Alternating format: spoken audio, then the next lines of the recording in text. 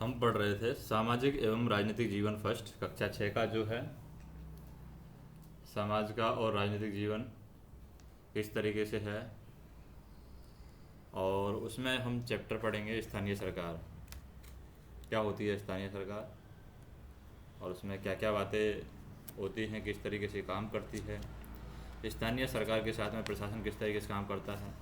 स्थानीय सरकार और प्रशासन में सबसे पहले हम पढ़ेंगे चैप्टर 5 पंचायती राज।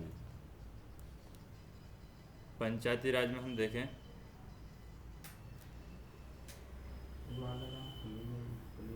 पंचायती राज में हम देखें कि लोग जब अपना प्रतिनिधि चुन लेते हैं तो उसके बाद क्या होता है, क्योंकि पंचायत में लोग हैं अपना प्रतिनिधि चुनते हैं, तो उसके बाद में क्या होता है। ग्रामीण क्षेत्रों में चुने गए प्रतिनिधियों के द्वारा निर्णय कैसे लिए जाते हैं। यहाँ हम पर ग्राम सभा को देखेंगे जिसमें लोग प्रत्यक्ष रूप से भाग लेते हैं और अपने प्रतिनिधियों से जवाब मांगते हैं। तो अपने प्रतिनिधियों से क्या जवाब मांगते हैं ग्राम पंचायत में लोग, उसके बारे में बात करेंगे। जैसे पंचायती राज में हम जब वोट की बात करते हैं तो आज का दिन बड़ा ख़ास है, ऐसे सभी लोग बात करते हैं। सभी लोग जल्दी जल्दी ग्राम सभा के लिए जा रहे होते हैं। क्या आपको पता है कि आज का दिन खास क्यों है? क्योंकि पंचायत के चुनावों के बाद आज पहली बार ग्राम सभा की बैठक हो रही है। हरदास गांव के लोग यह जानने की कोशिश कर रहे हैं, उत्सुक हैं कि नई पंचायत ने उनके लिए क्या योजना बनाई है। ग्राम सभा की बात करें तो ग्राम सभा की बैठक की शुरुआत में सरपंच और पंच ने सड़क के मरम्मत पर होने वाले खर्च का जायज़ा लिया है और ब्यौरा दिया है कि सड़क के मरम्मत पर कितना खर्च होने वाला है, उसके बारे में बात की है। यह सड़क गांव को मुख्य सड़क से जोड़ती है। इसके बाद पानी की कमी पर चर्चा होने लगी। गांव में रहने वाली तिजिया ने बोलना शुरू किया कि हरदास गांव में पानी की कमी की समस्या बहुत बढ़ गई है। हेडपंपों का पानी है ज़मीन में बहुत नीचे चला गया है। मुश्किल से हेडपंप में थोड़ा बहुत पानी आता है। औरतों को 3 किलोमीटर दूर सुरू नदी से पानी लेने जाना पड़ता है।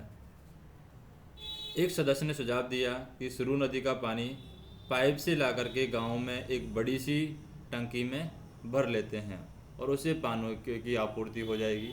यानी सुरू नदी जो जा रही है पास में, वहाँ से हम क्या करते हैं, पानी लेने के लिए वहाँ पर जाना पड़ता है। इसलिए हमें क्या करना है, एक पाइपलाइन लगा देनी है, बड़ी सी पाइपलाइन मतलब कि लगा करके पानी जो है सुरू नदी का वो टंकी में भर देना है ताकि पानी की आपूर्ति वहाँ यहाँ से हो सके। लेकिन दूसरे को लगा कि यह बहुत महंगा पड़ सकता है। उन्होंने कहा कि इस साल के लिए हेडपंप और गहरे कर लेते हैं और कुओं को साफ़ कर लेते हैं।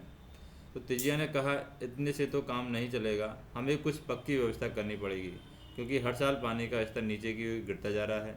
जितना पानी ज़मीन में रिसके जाता है हम उससे ज़्यादा उपयोग करते हैं। ग्राम सभा के एक दूसरे सदस्य अनवर ने तब सबको बताया कि उसने महाराष्ट्र के एक गांव में पानी संरक्षण के नए तरीके देखे हैं। वह उस गांव में अपने भाई से मिलने गया था और उसको जल संवर्धक विकास कार्यक्रम यानी कि वाटर शेड कहते हैं, जो महाराष्ट्र में जो व्यवस्था है पानी की उसको हम वाटर शेड कहते हैं। वाटर शेड यानी कि जल संवर्धन विकास कार्यक्रम। उसने सुना था कि सरकार ने इसके लिए पैसा भी दिया था।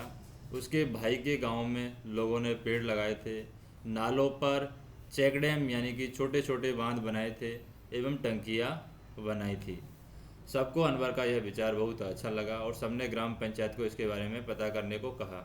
तो हम यहाँ पर बात कर सकते हैं कि ग्राम सभा क्या होती है।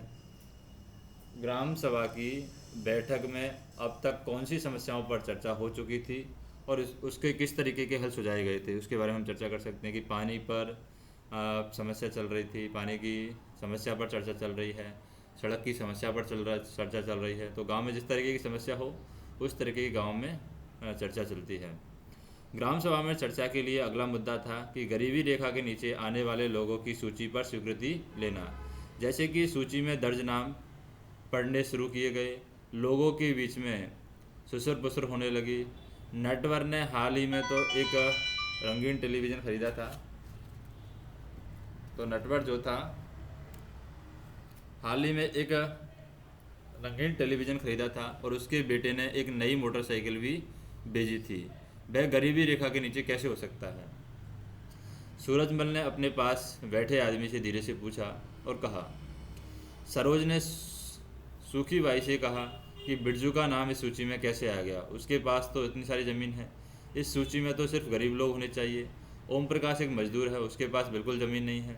वह मुश्किल से अपना गुजारा चला पाता है, पर उसका नाम इस सूची में नहीं है। यानी गरीबी रेखा से नीचे जो सूची है उसमें अमीरों के नाम लिखे हुए हैं, गरीबों के नाम नहीं हैं। पर उसका नाम इस सूची में क्यों नहीं है? सूखी बाई ने कहा कि तुम्हें तो पता है कि नटवर और बिरजू अमीर चंद के दोस्त हैं। और अमीर चंद जो है वो कौन है? अमीर चंद कौन कुछ बोल सकता है? अमीर चंद पहले गांव का जमींदार था, अब भी बहुत सारी ज़मीन का मालिक है। लेकिन हमें ओम प्रकाश का नाम तो सूची में डलवाना ही चाहिए। सरपंच ने देखा कि लोगों के बीच में खुसर फुसर हो रही है। उन्होंने पूछा कि अगर किसी को कुछ कहना है तो कहें। सरोज ने सूरजमल को उकसाने की कोशिश की कि वह नटवर और बिरजू के बारे में पूछे, लेकिन सूरजमल चुपचाप बैठा रहा। अमीर चंद ग्राम सभा में बैठा सब पर निगाहें रखे हुआ था। सरोज ने उठकर कहा कि ओम प्रकाश का नाम सूची में होना चाहिए। दूसरे लोगों ने भी माना कि ओम प्रकाश का परिवार बहुत गरीब है। सरपंच ने पूछा कि उसका नाम सूची में क्यों नहीं था। जिस शिक्षक ने गरीबी रेखा के नीचे आने वाले परिवार का सर्वेक्षण किया था, उसने बताया कि मैं ओम प्रकाश के घर कई बार गया, पर हर बार वहाँ ताला लगा हुआ था। वह शायद कहीं काम ढूंढने के लिए गया हुआ था। सरपंच ने कहा कि ओम प्रकाश की पारिवारिक आय देखी जाए और अगर वह सरकार के द्वारा तय की गई राशि से कम है तो उसका नाम भी सूची में शामिल किया जाना चाहिए। तो हम देखते हैं कि ग्राम सभा में गरीबी रेखा के नीचे आने वाले परिवारों की जो सूची निर्धारित हो रही थी, क्या उसमें कोई गड़बड़ी थी? यदि हाँ, तो वह गड़बड़ी क्या थी? अमीर लोगों के नाम थे उसमें। सरोज ने सूरजमल से बोलने के लिए कहा, फिर भी वह चुप क्यों रहा? क्योंकि वो डर रहा था। क्या आपने ऐसी अन्य घटनाएं देखी हैं जहां लोग अपने लिए ही बोल नहीं पाते? आपके अनुसार ऐसा क्यों होता है? इंसान को बोलने से कौन सी चीज़ है वो रोकती है? उसके बारे में हम बात कर सकते हैं।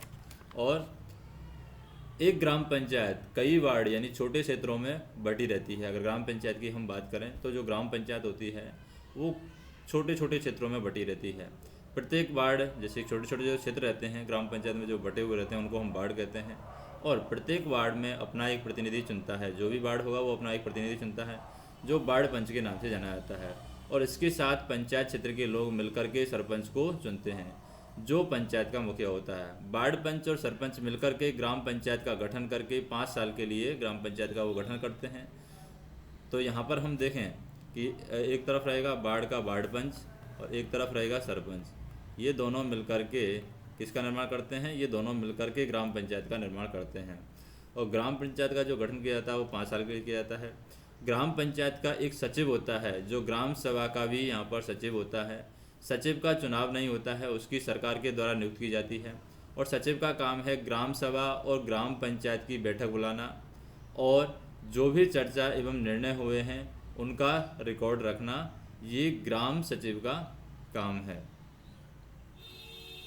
उसके बाद में हम देखते हैं कि ग्राम पंचायत पूरे गांव के हित में निष्पक्ष रूप से काम कर सके, इसमें ग्राम सभा की महत्वपूर्ण भूमिका होती है। ग्राम सभा की बैठक में ग्राम पंचायत अपनी योजनाएं लोगों के सामने रखती है। ग्राम सभा पंचायत को मनमाने ढंग से काम करने से रोक सकती है। साथ ही पैसों का दुरुपयोग या कोई गलत काम न हो इसकी निगरानी भी रख सकती है। इस तरह से ग्राम सभा चुने हुए प्रतिनिधियों पर नज़र रखने और लोगों के प्रति उन्हें जिम्मेदार और जवाबदेह बनाने में बहुत ही महत्वपूर्ण भूमिका निभाती है। अब हम बात करते हैं कि जो ग्राम पंचायत है, ग्राम पंचायत की नियमित रूप से बैठक होती है। उसका मुख्य काम है उसके क्षेत्र में आने वाले गांवों में विकास कार्यक्रम लागू करवाना होता है। जैसा कि हमने देखा कि ग्राम सभा ही पंचायत के काम को स्वीकृति देती है, तभी पंचायत अपना काम कर सकती है। तो महाराष्ट्र में 2 पंच हैं अगर हम बात करें, जो कि 2005 में अपनी पंचायत में उल्लेखनीय काम करने के लिए निर्मल ग्राम पुरस्कार से सम्मानित किया गया। तो महाराष्ट्र में 2 पंच थे जिनको 2005 में उनको पुरस्कार भी दिया जाता है अगर अच्छा काम करते हैं। जैसे कि पुरस्कार का नाम है निर्मल ग्राम पुरस्कार। अगर पंचायत में सही अच्छे से काम करते हैं तो उनको पुरस्कार भी दिया जाता है। ग्राम पंचायत के काम क्या हैं? सड़कों, नालियों, स्कूलों, भवनों, पानी के स्रोतों, एवं अन्य जो सार्वजनिक उपयोग के भवनों का निर्माण करना, उनका रखरखाव करना, स्थानीय कर लगाना और इकट्ठा करना, गांव के लोगों को रोजगार देने संबंधी सरकारी योजनाएं लागू करना। ग्राम पंचायत की आमदनी का स्रोत क्या है? घरों और बाजारों पर लगाए जाने वाले कर से मिलने वाली राशि, विभिन्न सरकारी विभागों के द्वारा चलाई गई योजनाओं की राशि जो जनपद एवं जिला पंचायत के द्वारा आती है, और समुदाय के काम के लिए मिलने वाले दान से है। कुछ राज्यों में ग्राम सभाएं काम करवाने के लिए समितियां बनाती हैं। उदाहरण के लिए हम बात करें कि कोई काम करवाने के लिए कुछ राज्यों में निर्माण समिति ग्राम पंचायत ने बना दी। इन समितियों में कुछ सदस्य ग्राम सभा के होते हैं और कुछ पंचायत के होते हैं। ये दोनों मिलकर के गांव के विकास के लिए काम करते हैं। चलिए देखते हैं कि हरदास ग्राम पंचायत ने क्या क्या काम किया है। हरदास गांव की ग्राम सभा में पानी की समस्या को सुलझाने के लिए जो विकल्प दिए गए थे, क्या वे आपको याद हैं? जब हरदास ग्राम पंचायत की बैठक हुई थी तो कुछ पंचों ने इस मुद्दे को दोबारा उठाया और इस बैठक में सरपंच, पंच और सचिव उपस्थित थे। पंचायत के सदस्यों ने पहले एक कुआं साफ करने और 2 हेडपंपों को गहरा करने का विकल्प पर सोच समझकर के विचार किया ताकि गांव को पानी के बिना न रहना पड़े। सरपंच ने सुझाव दिया कि चूंकि पंचायत के पास हेडपंप की देखरेख के मद में कुछ पैसा है तो उन्हीं पैसों को इस काम में लगाया जा सके। इस पर सभी सदस्य मान गए और सचिव ने उनके निर्णय को रजिस्टर में दर्ज कर लिया। उसके बाद में सभी सदस्य मिलकर के समस्या का स्थायी हल पर विचार करने लगे। उनको पता था कि अगली बैठक में ग्राम सभा के सदस्य फिर से प्रश्न पूछेंगे। कुछ पंचों ने शंका जाहिर करते हुए पूछा कि क्या जल संरक्षण से पानी के स्तर में कोई विशेष फर्क पड़ेगा। इस पर बहुत चर्चा हुई और अंत में यह निर्णय हुआ कि ग्राम पंचायत खंड विकास अधिकारी से बात करके इस योजना पर अधिक जानकारी हमें इकट्ठी करनी चाहिए। जो ग्राम पंचायत का खंड विकास अधिकारी होता है या विलेज डेवलपमेंट ऑफिसर होता है खंड विकास अधिकारी, उससे बात करके हमें ये पूछना चाहिए कि जल संरक्षण से पानी के स्तर में क्या फ़र्क पड़ेगा। तो ये ग्राम पंचायत के लोग हैं, किससे पूछेंगे? ग्राम पंचायत खंड विकास अधिकारी से पूछेंगे। ग्राम पंचायत खंड विकास अधिकारी, खंड विकास अधिकारी से वो लोग पूछेंगे। अब हरदास ग्राम पंचायत में क्या क्या निर्णय लिए गए हैं? क्या आपको लगता है कि ये निर्णय लेने जरूरी थे और क्यों जरूरी थे? तो इस विवरण में हम एक प्रश्न बना सकते हैं और अगले ग्राम सभा में बैठक में लोग पंचायत से पूछ सकते हैं कि ऐसा निर्णय क्यों लिया गया है, वो लोग ग्राम पंचायत से पूछ सकते हैं। तो पंचायत के यहाँ पर 3 स्तर होते हैं।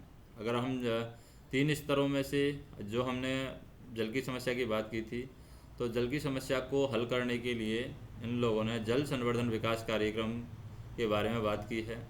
और जल संवर्धन विकास कार्यक्रम है, इसने केवल 2 वर्षों में इस बंजर भूमि को हरे भरे मैदान में बदल दिया। अब ये जल संवर्धन विकास कार्यक्रम जो है, यहाँ पर एकदम बंजर भूमि थी, लेकिन जल संवर्धन विकास कार्यक्रम से पानी को इकट्ठा किया गया, बरसात के पानी को इकट्ठा किया गया और बंजर ज़मीन को यहाँ पर हरे भरे मैदान में यहाँ पर बदल दिया। इस तरीके से एकदम बंजर ज़मीन थी, इसको पूरी को हरे भरे मैदान में बदल दिया। किसकी वजह से? ये जल संवर्धन विकास कार्यक्रम की वजह से, यानी कि एक डैम बनाया गया, डैम पर पानी इकट्ठा किया गया और उससे सिंचाई के लिए उस पानी को काम में लिया गया। तो पंचायत के 3 स्तर होते हैं। हरदास गांव की ग्राम सभा और पंचायत के बारे में पढ़ने के बाद आपको इसे समझ आ गया होगा कि पंचायती राज व्यवस्था एक ऐसी प्रक्रिया है जिसके द्वारा लोग अपनी सरकार में भाग लेते हैं। यानी कि हम कह सकते हैं कि ग्रामीण क्षेत्रों में ग्राम पंचायत लोकतांत्रिक सरकार का पहला स्तर होती है। ग्राम पंचायत ग्राम सभा के प्रति जवाबदेह होती है। ग्राम पंचायत को ग्राम सभा को जवाब देना होता है क्योंकि ग्राम सभा के लोग ही उसको चुनते हैं।